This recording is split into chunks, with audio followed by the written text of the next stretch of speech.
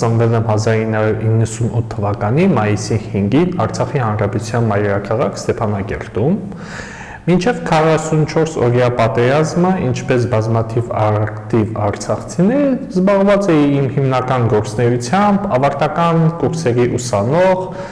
որն ուներ երազանքները, նպատակները և տեսակետները։ Կյանքը փոխվեց արդեն 2020 թվականի սեպտեմբերի 27-ից հետո։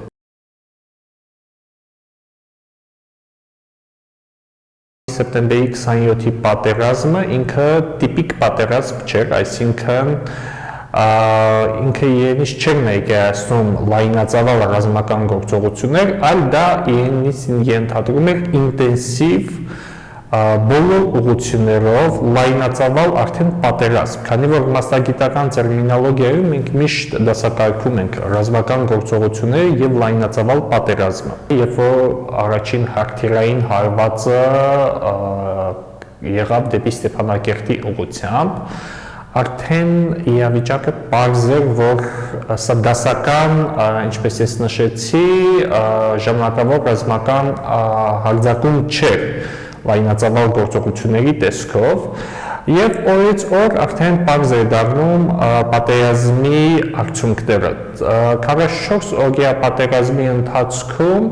կարծում եմ դա եղել է հայոց պատմության եւ ընդհանուր առմամբ մարդկության երրորդ հազարամյակի ամենաողբերգական էջերից մեկը, քանի որ Արցախի Հանրապետությունը մայր Հայաստանի, իհարկե մեծ Սփյուռքի հայրենակիցների հետ փորձում էին անել հնարավորը եւ անհնարը, սակայն 44 օրյա պատերազմի վերլուծությունը իրականացնելուց հետո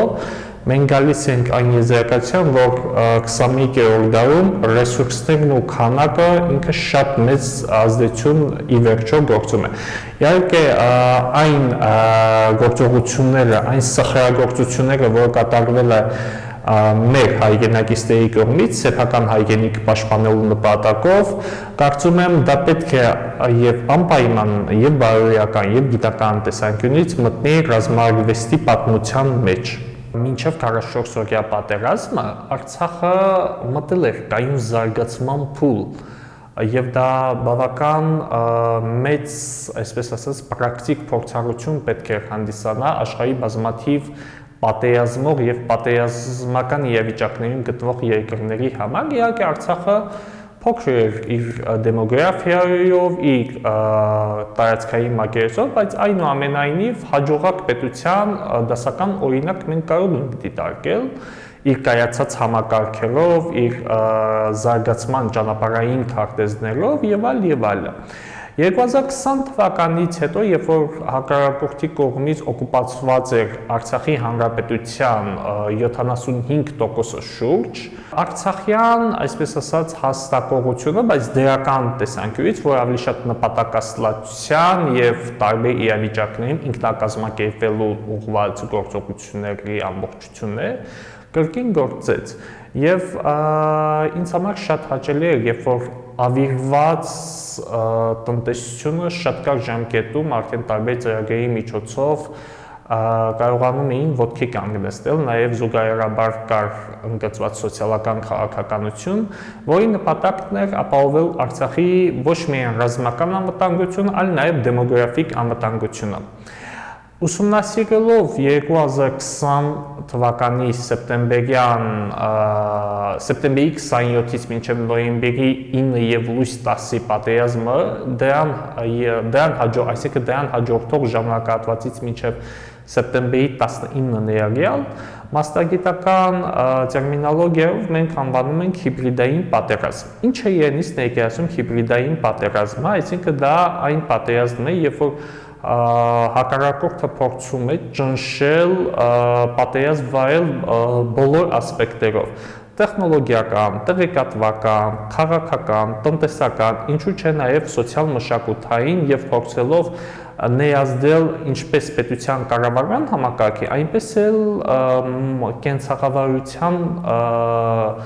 կազմակերպման եւ այդտեղից բխող իր հետևանքների վրա։ Արցախի Հանրապետությունը ինքը որ ես միշտ ցանկանում եմ նշել, նույնիսկ 44-օրյա պատերազմից հետո, երբ որ արդեն փորձեց վերականգնել, Ադրբեջանի կողմից իրականացվում էր արդեն տիպիկ հիբրիդային պատերազմ։ Տեխնոլոգիական տեսանկյունից առանցքային էր այն, որ փորձում էին խլացնել տարբեր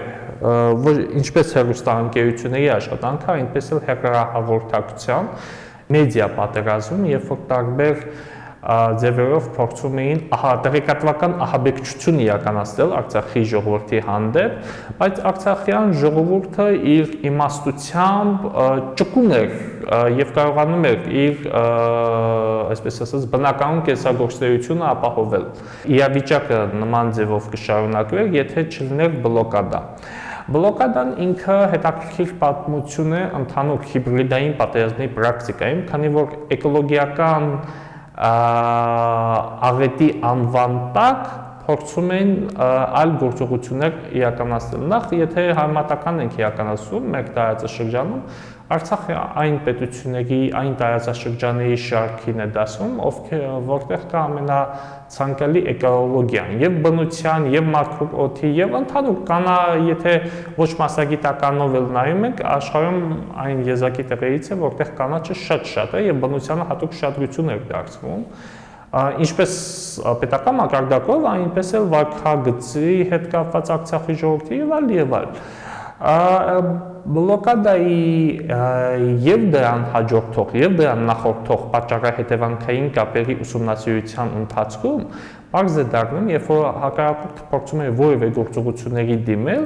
ինքը մի քանի օր առաջ փորձում է տեղեկատվական հիմք ստեղծել դրա հիման վրա, այսինքն կեղծ քարոզչությունների միջոցով փորձում էին իրենց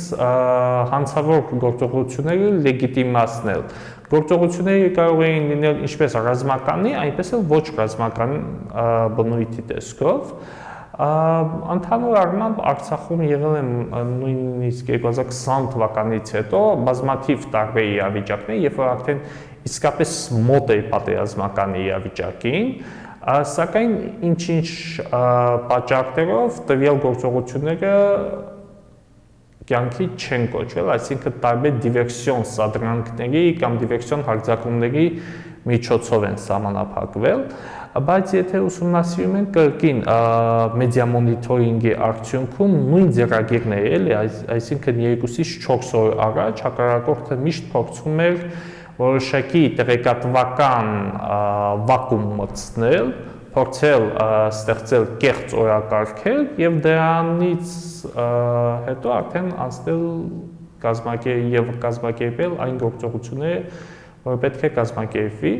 Իրականում Արցախը լինելով հայկական երկրորդ հանրապետությունը միշտ արժանացել է իր կազմակերպվածությամբ եւ արդյունքների գրանցելու իր կարճ ժամանակահատվածում իր կարողությամբ, իհարկե մեծ դեր ունեցել բոլորը, ամբողջ համայն հայությունը այդ հաջողությունների գործում եւ Արցախում, երբ որ հիշում եմ ինձ 2020-ից 23 թվականը այն ակտիվ ժամանակահատվածն էր, երբ որ պետական համակարգում աշխատելուն զուգահեռ այլ հասարակական աշխատանքներով էի զբաղվում ակտիվ գիտական գործունեությամբ մինչև բլոկադայի սկիզբը։ Բլոկադայի այսպես ասած փուլը կարող ենք բաժանել 3 մասի, այսինքն առաջին մասը բլոկադայի սկիզբը, երբ որ սպասվում էր որ միջազգային հանրության կամ այլ դրսի խաղացողների կողմից որոշակի ճնշումների տակ այնուամենայնիվ կբացվի ճանապարհը, սակայն օրեցօր հասկանում էինք, որ իրավիճակը ավելի է լարվում, ինչպես արդեն մասնավոր հատվածում էր սկսել կոլապսը, այնպես էլ կամաց-կամաց սկզբնական շրջանում արդեն սոցիալական իր հետևանքներով զգացնել էր տալիս։ Երկրորդ փուլը կարծում եմ 2023 թվականի սկզբից կարող ենք դիտարկել, երբ որ արդեն փաստացի բլոկադան շարունակվում էր, սակայն դեռևս կար կյանքի ճանապարհը, այսինքն որոշակի սահմանափականակությամբ հնարավոր է առաջնային կարևորություն ունեցող ապրանքներ ներկրել եւ որոշակի չափով բավարարել բնակչության պահանջները։ Եվ երրորդ փուլը, որ արդեն կատաստրոֆան էր, այսպես եմ մատնաշնում, Այդ ժամանակահատվածում կարող ենք նշել արդեն, երբ որ ամբողջական ճանապարհը փակվեց եւ սկսեց պաշարման փուլը։ Պաշարման փուլը արդեն փորձում է, այսպես ասած, անակոնդայի մոդելը, այսինքն շնչահեղձ անել Վիրավոր Արցախը։ Մինչև տարբեր իրավիճակներում իհարկե տարբեր վարքագծեր են դրսևորվել, սակայն ելի ուշադրության արժանի Արցախցու, այսպես ասած, պայքարող չհանձնվող տեսակը, բայց պաշարման փուլին զուգահեռ արդեն ավելի էր լարվում Արցախի հանրապետության շուրջ իրավիճակը, այսինքն օղակը սեղմվում էր, այսպես ասած։ Մի կողմից արդեն սոցիալական եւ հումանիտար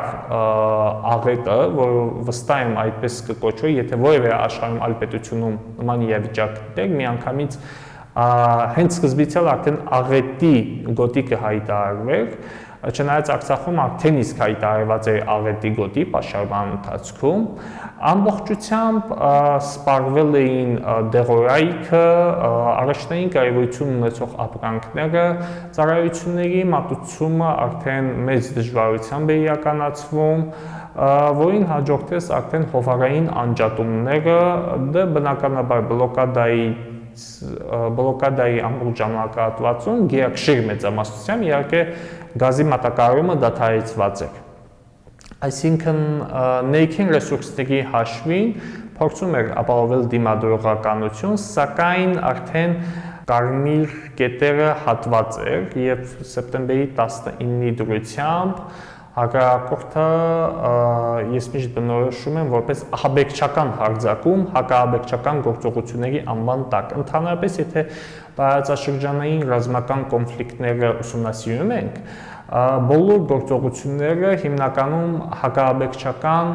գործողությունների անվան տակ են իրականացվում եւ Կովկասում եւ Մերձավոր Արևելքում, որը եղավ նաեւ Արցախում։ Պատերազմական գործողություններին նախորդել էին, ինչպես ես հաղորդման սկզբում նշեցի, հակառակորդի ինտենսիվ մեդիա ահաբեկչությունը, որն ուղեկցվում էր նաև այլ կոմպոնենտերով բնականաբար, հիմա եթե շատ հակագծերի չբացենք, փորձում էր ինքնակազմակերպվել Արցախը, սակայն այն ստեղծված մարտահրավերները, այն տարածաշրջանային սպառնալիքները արդեն համադրելի չէին արցախյան ներուժի հետ։ Երբ սեպտեմբերի 19-ի ռազմական գործողությունները սկսվեց, ամբողջ Արցախը պայքարում էր, ամբողջությամբ, ով ինչպես կարողանում էր։ Սակայն ցավոք արդեն, եթե ոչ սեպտեմբերի 20-ի դուրսությամբ ամբողջությամբ, ապա սեպտեմբերի 21-ի դուրսությամբ առավոտյան հակառակորդի հատուկ նշանակության ստորաբաժանումներին արդեն հաջողվել էր շրջափակման մեջ վերցնել արդեն Արցախի շրջանները, ոչ միայն արդեն շրջափակման մեջ է բլոկադայում Արցախի հանրապետությունը, այլ նաև Արցախի հանրապետության շրջանները, կարևորագույն մայրուղիները, այն առանցքային գյուղերը, որոնք կարող էին որոշակի դիմադրողականություն ապահովել, ադրբեջանական հատուկ նշանակության ստորաբաժանումները, որոնք բաժանված էին հիմնականում երկու խմբի՝ Իաշմա 052-ը եւ կոմանդո հարվածային կամ այսպես ասած գյուղային ստորաբաժանումները։ Իհարկե եղել է կատաղի դիմադրություն, որի մասին եղել են տարբեր մասնագիտական հրապարակումներ, տարբեր փորձագետների կարծիքներ եւ իհարկե մեր փաստական, այսպես ասած, տվյալները, որը տեսել ենք մեր աչքով։ Հակառակորդի գործողություններից 2 թե 3 օր առաջ, հիշում եմ, երբ որ արդեն ինտենսիվ մեդիա մոնիթորինգ է իրականացնում, այնտեղ տեղեկություն կար, որ Աղդամից հումանիտար, ճակերտավոր հումանիտար մեքենա էր եկել Արցախ եւ բեռների մեջ իմ ուշադրությունը գրավեց վերմակները։ Ինչու վերմակներ, որովհետեւ վերմակները հիմնականում աղետի գոտի են տեղափոխվում։ Այսինքն պատահական հումանիտար օգնության մեջ երբեք վերմակ չի լինում, կարող են լինել այլ ապրանքներ, այլ կարևորագույն պարագաներ, սակայն հենց այդ վերմակի վրա մի քիչ չափից ավելի շատ ուշադրությունը կենտրոնացրի եւ ցավոք իմ, այսպես ասած, հոտառությունը հերթական անգամ ճիշտ դուրս եկավ եւ Մի քանի օր հետո սկսվեց 2023 թվականի սեպտեմբերի 19-ի գործողությունները։ Իրականում, երբ որ սեպտեմբերի 19-ին նախորդող ժամանակահատվածը դիտարկում ենք, քանի որ տվյալ դեպքում նաև համակարգում էի Ֆրանսիական լույս ասոցիացիայի Արցախյան թևի աշխատանքները, շատ քիչ քանակությամբ հումանիտար միջոցներ դեռ կային տրամադրության տակ, այսինքն որ տրամադրված է ասոցիացիայի կողմից, դեղորայք եւ առաջնային, այսպես ասած, բժշկական պարագաներ, արդեն բաժանում էինք տարբեր մարդկանց, գուցե դեղերը մաս-մաս բաժանելով կամ ինչ-որ մի ձև, եւ արդեն ամեն ինչ սպառվել էր, ամեն ինչ բառից բուն իմաստով, երբ որ սկսվեց արդեն սեպտեմբերի 19-ի դեպքերը։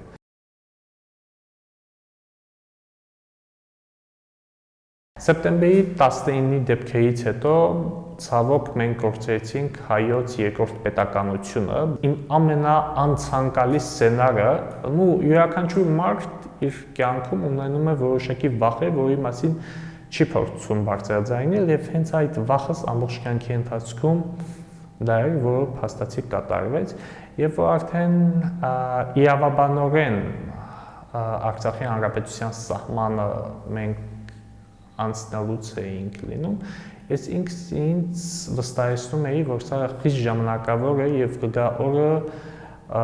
մենք հետ կվերադառնանք եւ այն բոլոր խոստումները, կիսատ թողած ծրագրերը պետք է կյանքի կոչվեն։ Ու մինչ այս պահը ես ապրում եմ տվյալ, այսպես ասած, երազանքի